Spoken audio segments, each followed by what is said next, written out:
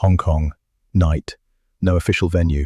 No posters. No tickets. Just a warehouse. A circle of people. And the kind of silence that only exists when something real is about to happen. A woman stepped into the ring. 23 years old. 5'5", 61 kilograms. From Thailand. The crowd looked at her and laughed. Then she started fighting. First man, gone. Second, gone. Third, gone. The crowd stopped laughing. 31 fights, 31 men, 31 losses. All theirs. Every single one. Tonight, she was back. Same warehouse, same circle, different crowd, but the same silence that always comes after people realize they were wrong. She turned slowly, looked at the crowd, face by face, row by row, and then stopped. One man, sitting quietly, not performing, not watching like someone waiting to be impressed, watching like someone who already knew what he was looking at. 140 pounds, 5'7". She raised her finger, pointed, directly at him, said, "You're next." The crowd erupted. Laughter, noise, the specific sound of people who think they understand what they're watching. The man stood up slowly, looked at her, and, very quietly, shook his head. No. The crowd laughed harder. They thought, afraid, backing down, embarrassed. The crowd was wrong. That man was Bruce Lee. And Bruce Lee didn't shake his head because he was afraid. Bruce Lee shook his head because 2 days earlier, in private, he had already lost to her, and nobody in that warehouse knew. But to understand why Bruce Lee went to her privately, 2 days before that warehouse, you first need to understand who she was. 31 men, 31 losses, and nobody was asking how. Thailand, a small village, 1950s, no gym, no academy, no coach with a certificate on the wall, just a father and a daughter. Every morning, before light, they were already up. Father showed, daughter did. Again, again, again. She was 9 years old when she started. 9. While other girls her age were sleeping, playing, living the ordinary life of an ordinary childhood, she was already throwing kicks into empty air before the sun came up. 15 years of that. Every morning. No audience, no reward, no applause, just the work. At 15, she entered her first fight, against a man. The crowd at that fight did what crowds do. They laughed. Then the fight started. Then the crowd stopped. Over the next 6 years, 31 fights, all men. Average fight duration, less than 2 rounds. Nobody lasted. Not one. She was 23 years old when she arrived in Hong Kong. 5'5", 61 kilograms. Why Hong Kong? Maybe because Thailand had run out of people willing to face her. Maybe because Hong Kong's underground circuit paid better. Maybe because she simply needed a room where no one knew her name yet, so she could introduce herself the only way she knew how. She brought one thing with her. 31 fights. 31 wins. And a way of fighting that had been built not in a gym, but in 15 years of pre-dawn silence with a father who taught her everything he knew. And Bruce Lee, sitting in Los Angeles, already building what would become Jeet Kune Do, heard about her. Here is the thing most people don't know. Bruce Lee didn't wait for the public fight. He went to her privately, alone. No cameras, no witnesses, no record. Why? And what happened in that warehouse 2 days before she pointed at him in front of that crowd? Bruce Lee had a rule. He never stated it publicly, but every person who trained with him closely describes the same thing. The same instinct, the same pattern, the same response every time he encountered something he hadn't seen before. He went toward it. Not to defeat it, not to prove something, to understand it. So when he heard about her, 31 fights, all men, no losses, he didn't wait for a public stage. He arranged a private meeting. One warehouse, night, no crowd, no record, no name attached, just 2 martial artists, and the truth that only exists when there's no audience to perform for. Bruce Lee walked in confident. Why wouldn't he be? 140 pounds, but speed that engineers had measured and couldn't fully explain. Precision that made experienced fighters stop mid-conversation and recalibrate. 15 years of training. He knew, weight doesn't win fights, speed wins, angle wins, precision wins, and those were his. The fight started. First 10 seconds, Bruce felt what he always felt in the opening moments, that specific clarity of reading someone as they move, their weight distribution, their dominant side, the micro-tells that arrive before any actual strike, the lean, the shoulder drop, the shift of the rear foot. He was reading her. And then, the first leg kick came. Low, fast, targeting the outer thigh of Bruce's lead leg. He blocked it. Normal. Second leg kick. Same line, same speed, but the angle, slightly different. Bruce blocked again.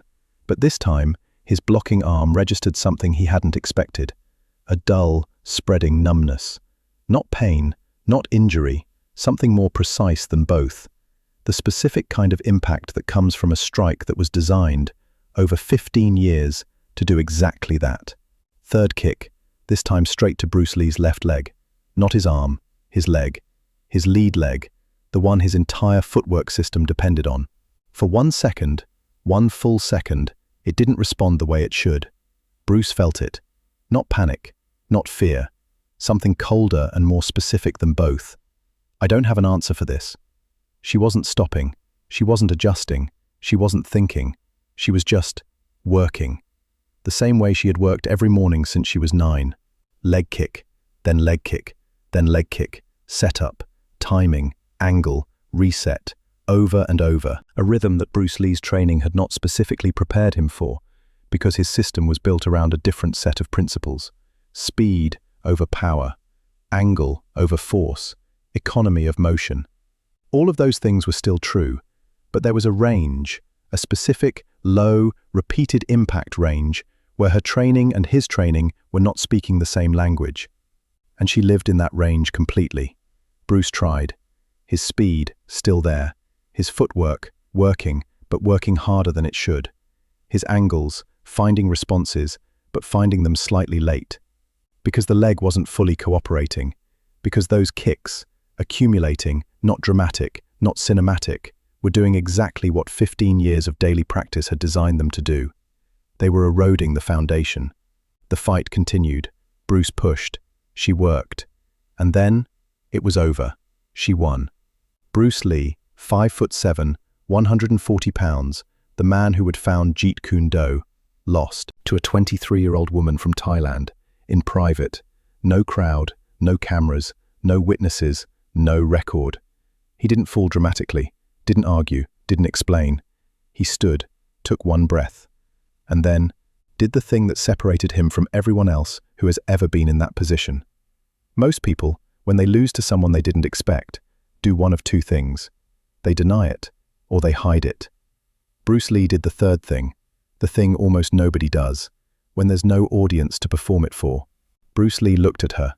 Steady, no performance, no manufactured dignity, just a man who had just lost and knew it clearly and completely. And he asked, "Those leg kicks, how do you set them up? Show me the sequence." "That's it. No, I wasn't ready. No, let's go again. No, different rules and it would have been different. Just show me what I didn't see." She paused. Maybe she expected anger. Maybe withdrawal. Maybe the specific kind of silence that proud people use to protect themselves from the truth of a result. She got none of that. She got a question. Genuine, direct, ego-free. So she showed him. 2 hours, just the two of them, in a warehouse that had just witnessed something neither of them would ever discuss publicly. She broke it down. The setup, not the kick itself, but the 3 moves before it. The weight transfer that happened half a second before impact. The eye-level distraction, a micro-movement, almost invisible, that made the opponent's attention rise, while the kick was already traveling low. The reset, how she returned to exactly the same position after every strike, so the read that worked once didn't work twice. Bruce Lee watched all of it, absorbed it the way he absorbed everything, not passively, not as a student filing information, but actively, asking specific questions at specific points.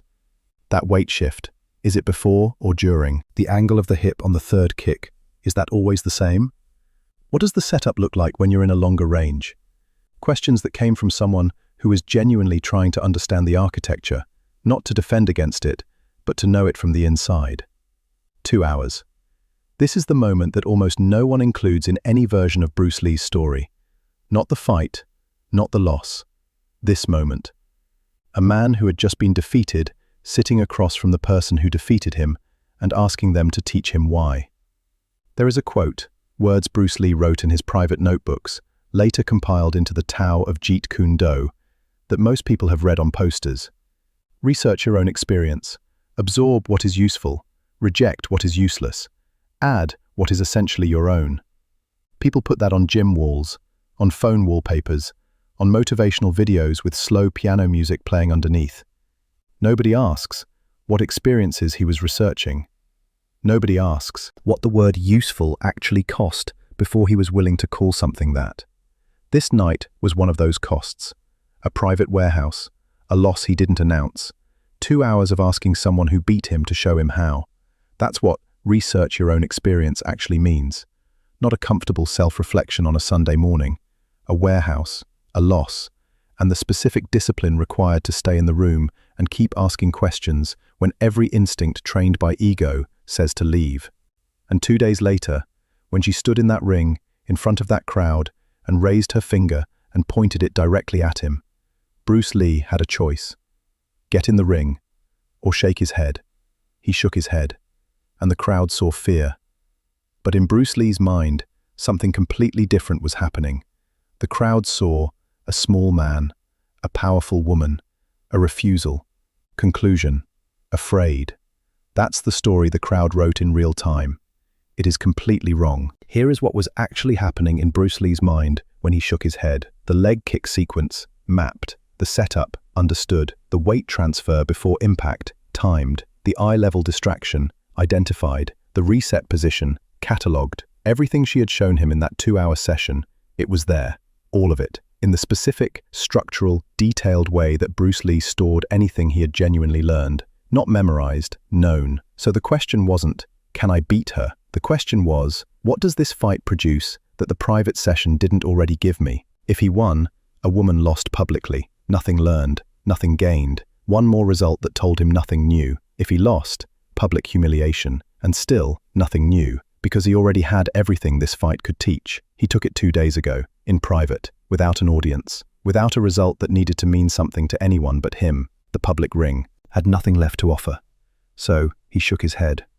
Not from fear, from the specific, quiet confidence of a person who has already taken what they came for, and has no need to prove it to a room that doesn't understand what they're watching. She stood there, finger raised, looked at him. The crowd was still laughing. And then, she looked at him more carefully. Not the way a fighter looks at someone who has refused a challenge. The way you look at someone when you recognize, this person already knows. She lowered her finger, slowly, quietly, turned back to the ring. The crowd didn't notice. They were still laughing at the man who had backed down. They couldn't see what she saw, that the man who just shook his head was the only person in that warehouse who had already been where she was going to take him. He'd been there 2 days ago, and he'd come back with questions instead of excuses. But here is what nobody has connected until now. That 2-hour session, the one after the loss, the one with the questions, the one with no audience, it didn't stay in that warehouse. It went somewhere. And where it went is why Jeet Kune Do is the system it is today. Jeet Kune Do, the system Bruce Lee built. The one that changed how martial arts were understood, not just in Hong Kong, not just in Hollywood, not just in the 1970s, but right now, in 2026, in gyms on every continent. Its core principle: no system is complete. Every fighter has something you don't have. Go to them directly, learn it, absorb it, make it yours. That principle is not abstract. It came from specific nights, specific encounters, specific losses, specific questions asked in empty warehouses with no one watching. The low-line kicks in JKD, directly influenced by Muay Thai. The leg attack sequences, documented learning from Thai fighting systems. The understanding of accumulated low-impact damage as a strategy. Not the dramatic, cinematic knockout, but the quiet, repetitive, foundation-eroding work that makes everything else collapse eventually. That understanding came from somewhere. It came from a night Bruce Lee never talked about publicly. A warehouse, a woman, a loss. 2 hours of questions, The woman who beat him, her name is not in any record. No Wikipedia page, no documentary, no YouTube channel dedicated to her story. She came to Hong Kong. She fought. She won. She left. 31 fights, 32 if you count the private one. All wins. But here is what's true. Her fighting style did not disappear with her. It is in Jeet Kune Do. In every class taught today at 628 College Street, the studio Bruce Lee built in Los Angeles' Chinatown, and in every gym around the world that teaches what he left behind. Her work, the 15 years of pre-dawn training with her father, the leg kick sequences, the low-line timing, the eye-level distraction. All of it lives inside the system of the man she defeated. She won the fight. He kept the lesson. And that lesson, unnamed, uncredited, invisible to everyone who wasn't in that warehouse, is why Bruce Lee became something more than the fastest man in the room. He became the man who could be in any room, because he never stopped walking into the ones that made him the slowest person there. Here is what this story is about. Not Bruce Lee. Not a Thai woman whose name history didn't bother to keep. Not a warehouse in Hong Kong. It is about the specific thing you do in the moment after you lose to someone you didn't expect. Most people do one of three things. First, deny it. Conditions weren't right. I wasn't ready. Doesn't count. Second, hide it. Tell nobody. Absorb it quietly. Pretend it didn't happen. Keep doing exactly what you were doing before, because changing would mean admitting something needed to change. Third, go public with the rematch. Prove it was a fluke.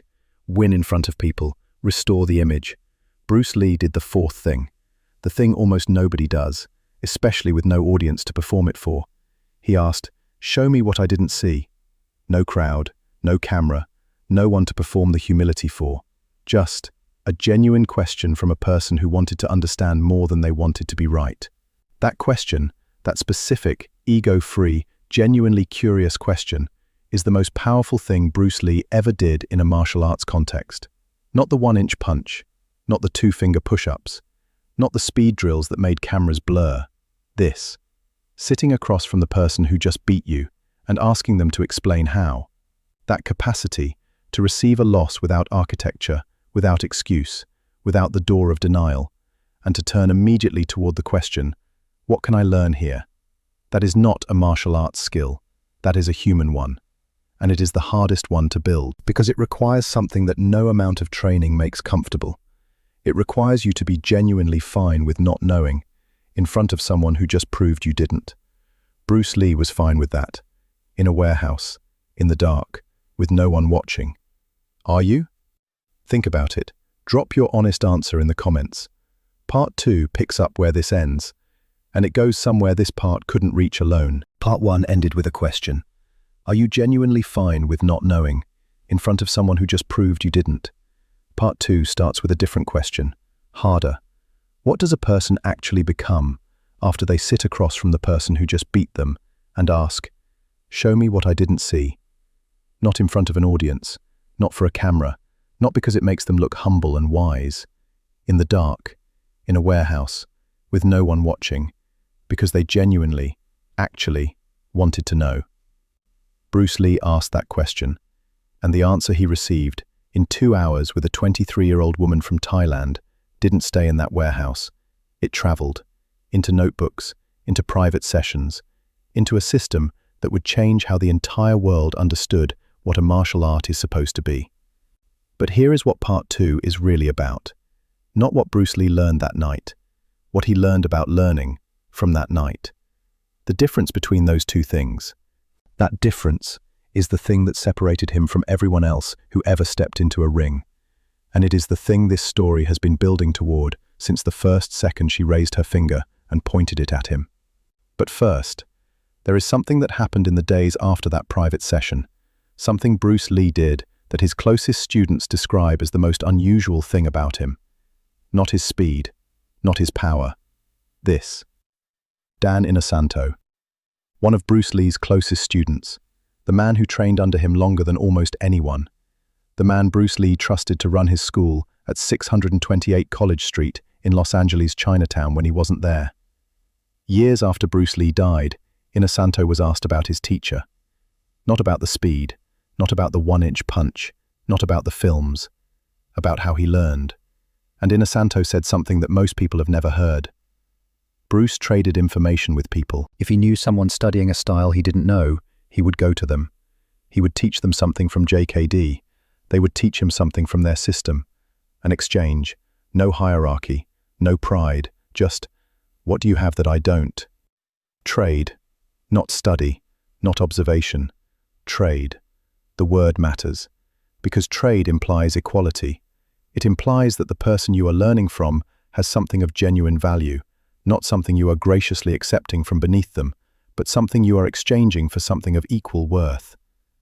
Bruce Lee treated every fighter he encountered, regardless of their size, their age, their gender, their system, as a trading partner, not a subject, not a challenge, not a demonstration of his own superiority, a partner.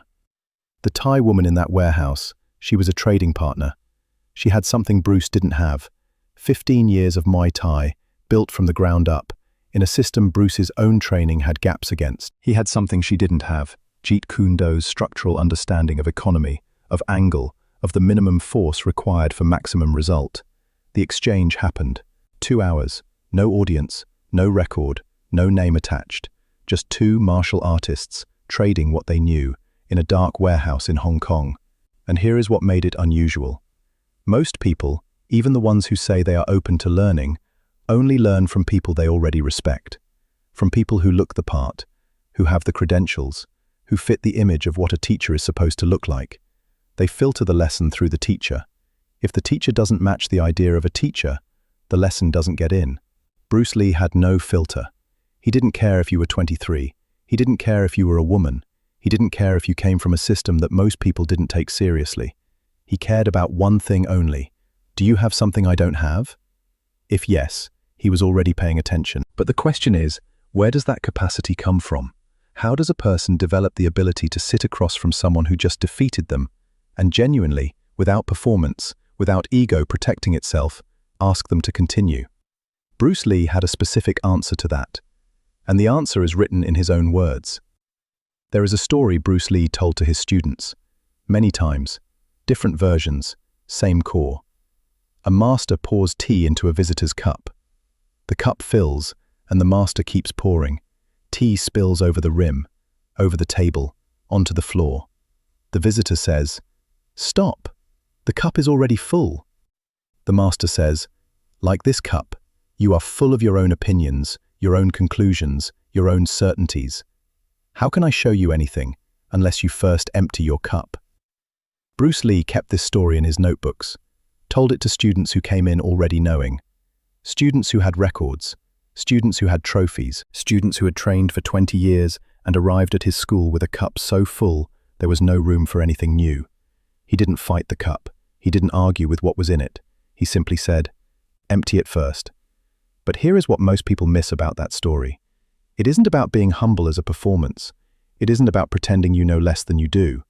It isn't about manufactured modesty, the kind where a person says, "I'm still learning," in a tone that makes it very clear they stopped learning a long time ago.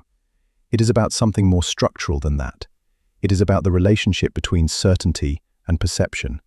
When you are certain, truly, completely certain, your nervous system stops receiving new information about the thing you are certain of. Not because you decide to, because certainty is the nervous system's way of saying, "This is resolved, no more data needed, move on." And once the nervous system marks something as resolved, it stops reporting accurately on what is actually happening. It reports what it expects to happen, which is almost always what happened last time. In a fight, that gap between expectation and reality is where you get hurt. Bruce Lee knew this before that warehouse. He had built his entire training around it. But the warehouse, the private fight, the loss, the 2-hour session with questions, that was the night it stopped being philosophy and became something he had lived. Something he had felt in his own legs, literally. The numbness in his blocking arm, the left leg that didn't respond for 1 full second, the specific, physical, undeniable sensation of encountering something his cup had no room for. And the choice, in that moment, to empty it. Show me what I didn't see. 5 words. The hardest 5 words a trained person can say. And what those 5 words produced, not just in that warehouse, not just in Bruce Lee, but in the system he was building, is the reason we are still talking about him in 2026. Because what he took from that warehouse didn't stay private. It became the foundation of something that changed how every serious martial artist in the world thinks about learning.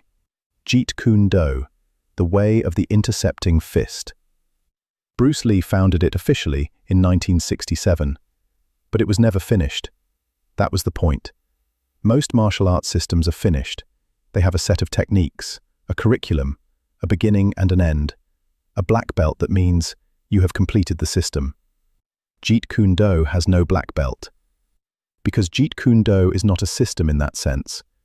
It is a method of continuous incompletion, a way of moving through the world that is always, by design, in the process of becoming.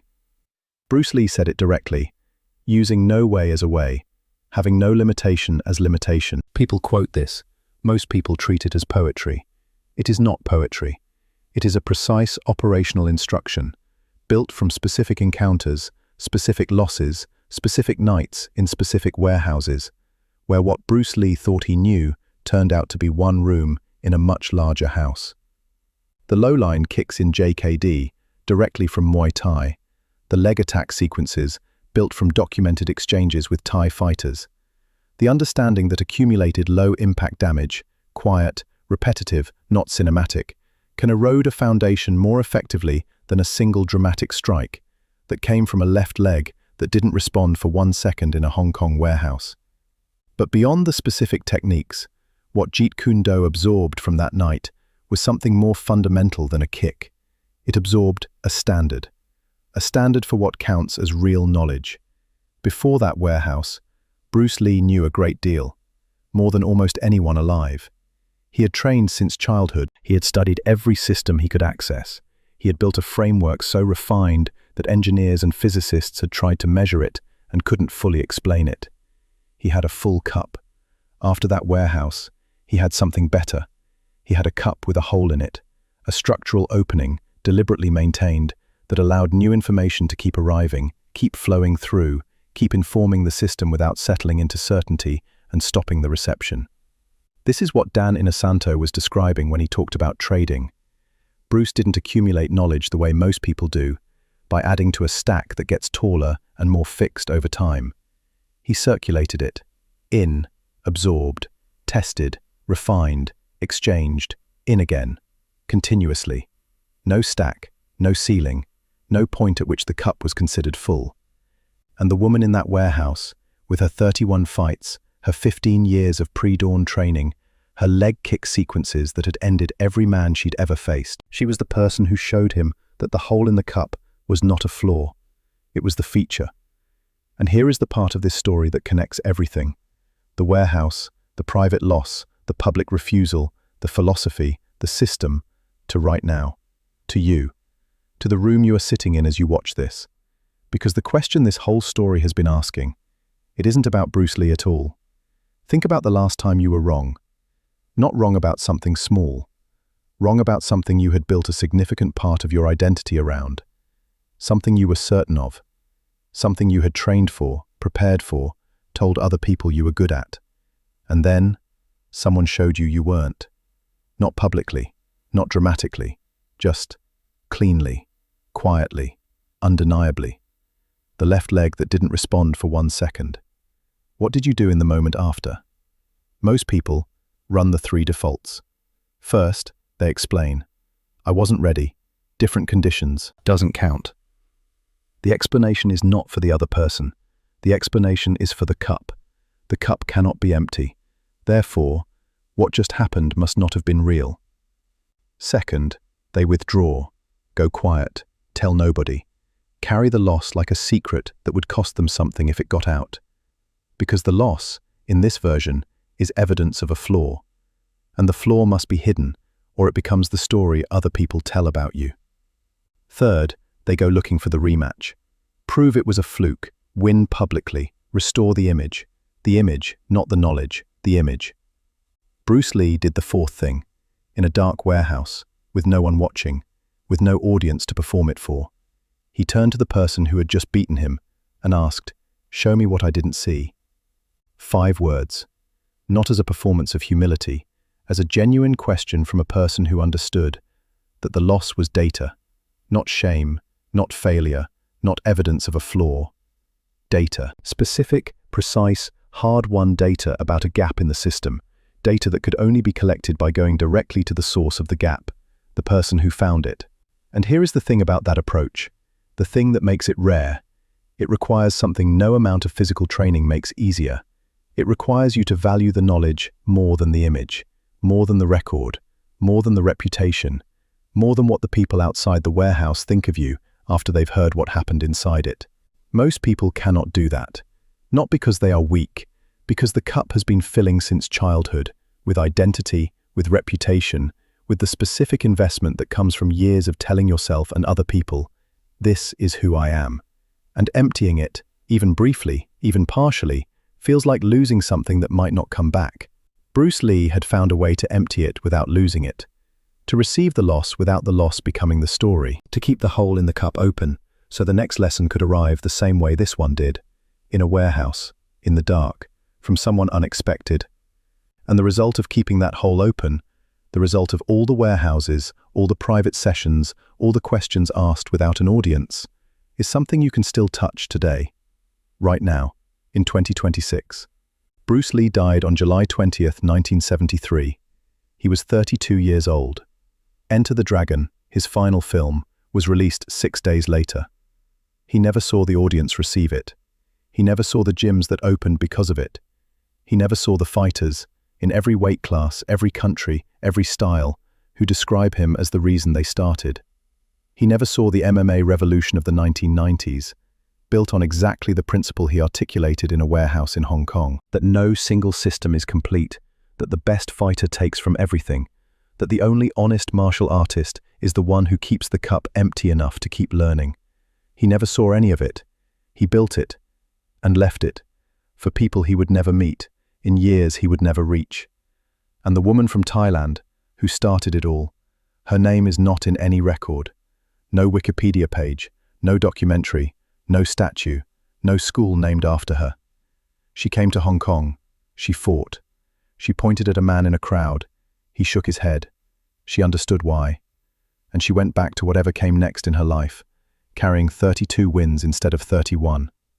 But her work, the 15 years of pre-dawn training with her father, the leg kick sequences, the low-line timing, the 2 hours she spent showing a 140-pound man from Hong Kong the thing his system couldn't see, that work did not disappear. It is in JKD, in every low-line kick, in every leg attack sequence, in every class taught at 628 College Street right now, in 2026, by instructors who have no idea where that piece of the system came from. She won the fight. He kept the lesson. And the lesson, unnamed, uncredited, invisible, is why Bruce Lee became something more than the fastest man in the room.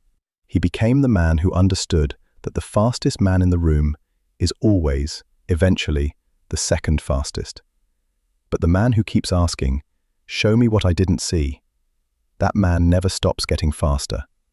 Here is what this story leaves behind. Not a technique.